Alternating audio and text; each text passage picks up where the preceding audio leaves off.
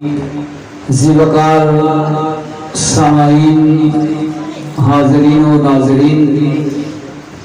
آج کا یہ خوبصورت اجتماع ایک عظیم الشان علمی درسگاہ کا افتتاح اور آپ کے اس علاقہ ٹیٹکی پر اس مسجد کے جامع ہونے کا افتتاح، باقاعدہ جمعۃ المبارک کا افتتاح، میں تمام محبین اہلیان علاقہ اور تمام مہمانان گرامی کو مبارکباد پیش کرتا ہوں۔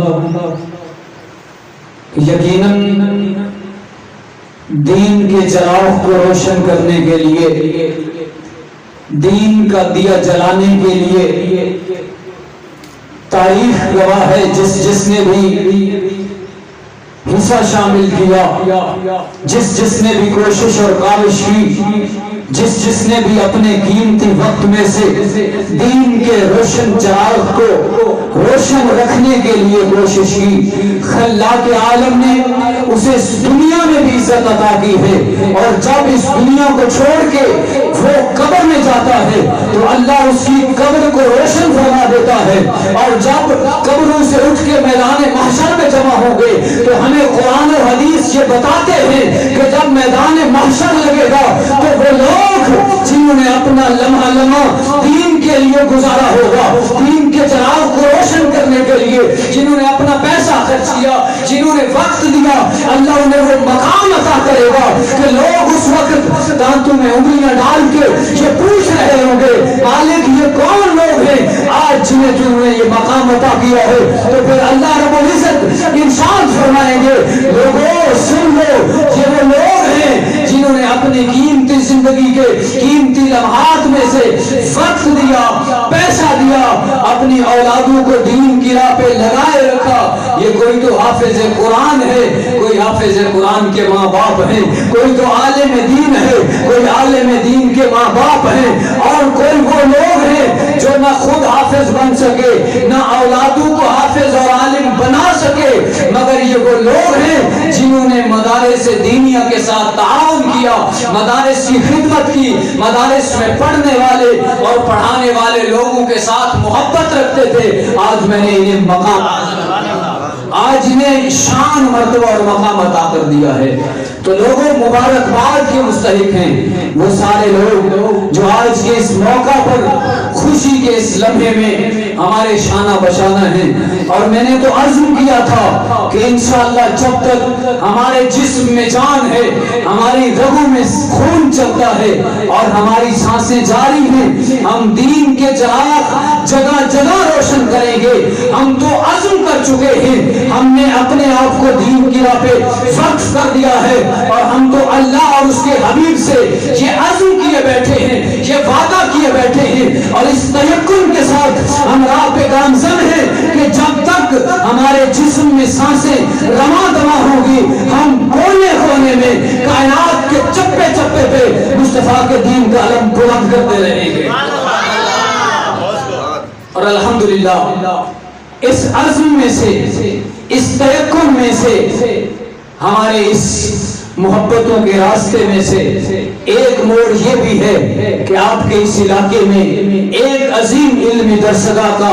آج افتتاح ہونے جا رہا ہے، اور انشاءاللہ آج کے بعد سے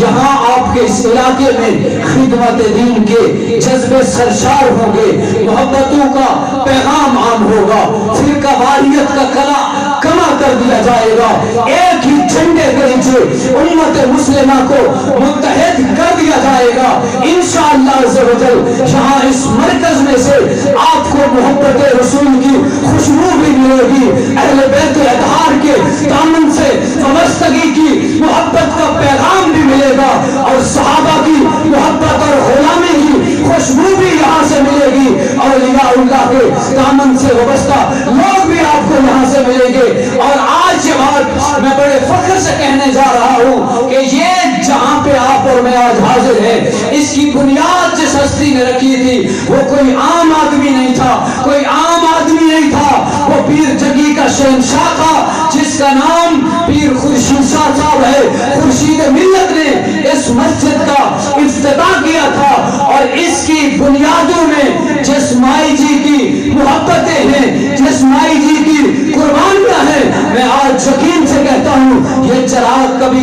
نہیں ہوگا، یہ چراغ کبھی بجھے گا نہیں۔ جہاں جس کی محبتوں میں، جس کی بنیادوں میں سے، جس کی تعمیر میں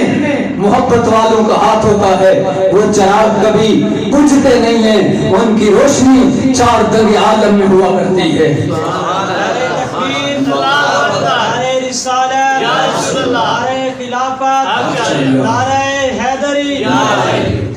اور آج میں آپ کو ایک بار پھر اس عزم کے لیے دعوت دینا چاہتا ہوں، اس یقین کے ساتھ آؤ ہاتھ میں ہاتھ دو اور دین کے کام کے لیے۔ تم نے سیاست کے لیے بھی کسی پارٹی کا ساتھ دیا ہوگا، ایم پی اے یا ایم این اے کو بھی اپنا نمائندہ تسلیم کیا ہوگا، آپ نے اپنے دنیا داری کے معاملات کے لیے اپنے علاقے کے وڈیرے کے ساتھ الحاق اور اتحاد کیا ہوگا۔ آؤ آج تمہیں صرف سیاست کے لیے نہیں، صرف ریاست کے لیے نہیں، بلکہ اس مقدس دین کے لیے جس کے لیے اللہ نے قرآن میں فرمایا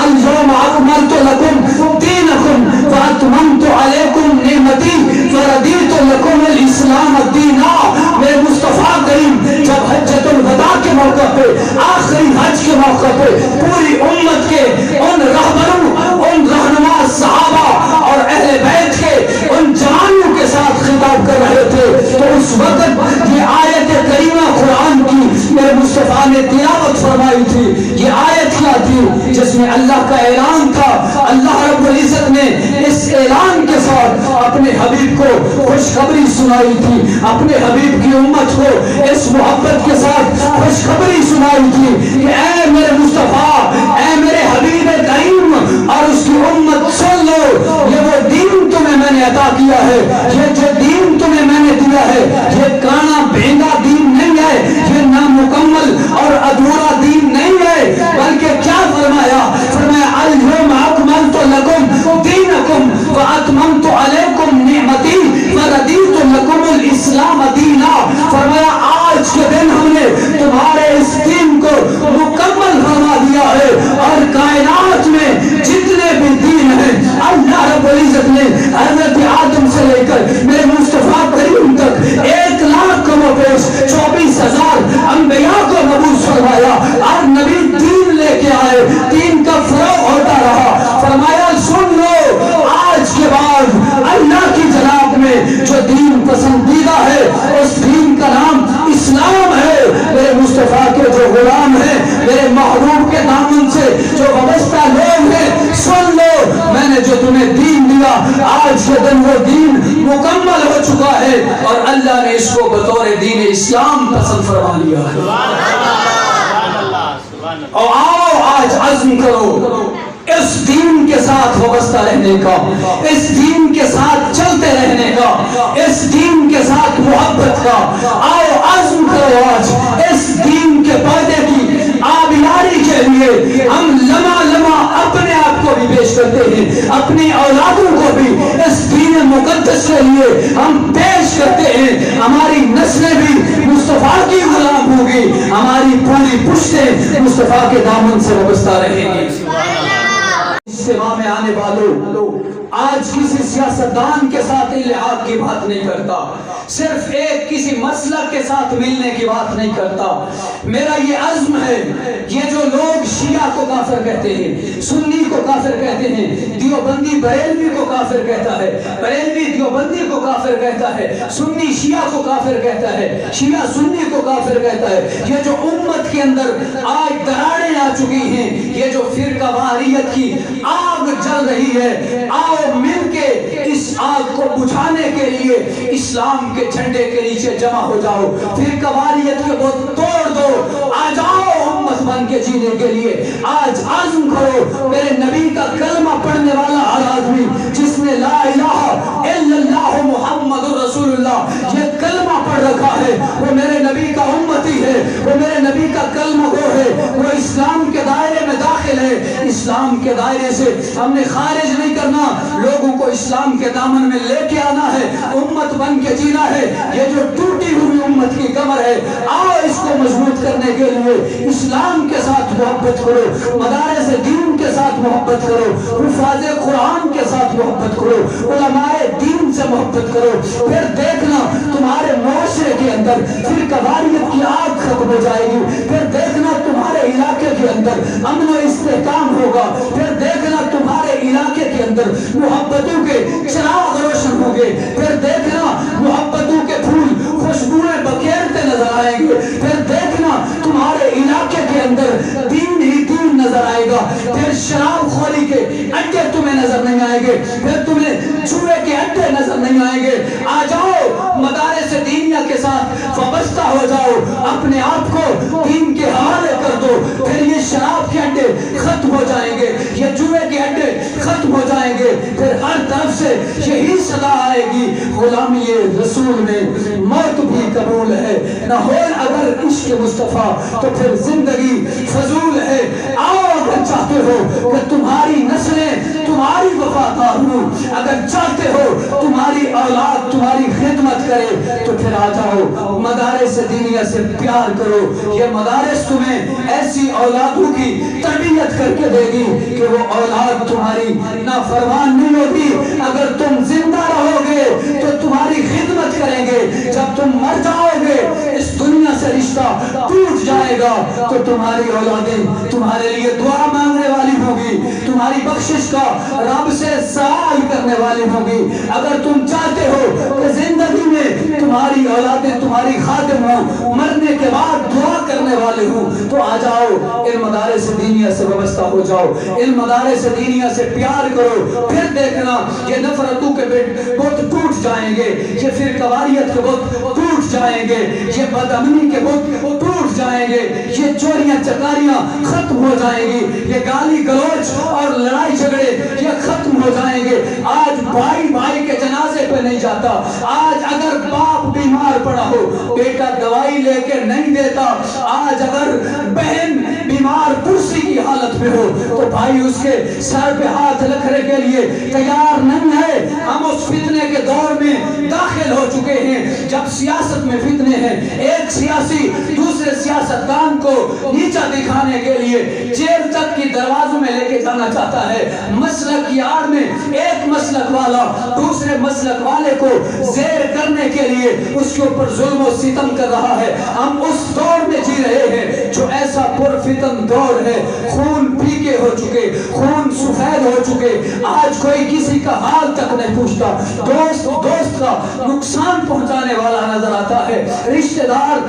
دار کی ٹانگیں کاٹتا ہوا نظر آتا ہے۔ میں یہ چاہتا ہوں آج آپ عزم کرو، ہم نے یہاں رکنا نہیں ہے، صرف مسجد بنا کے چھوڑ نہیں دینا، ہم نے یہاں مدرسہ بنانا ہے جہاں سے حافظ قرآن اور عالم دین بن کے پوری دنیا میں پیغام دین کو عام کریں، محبت رسول کے پیغام کو عام کریں۔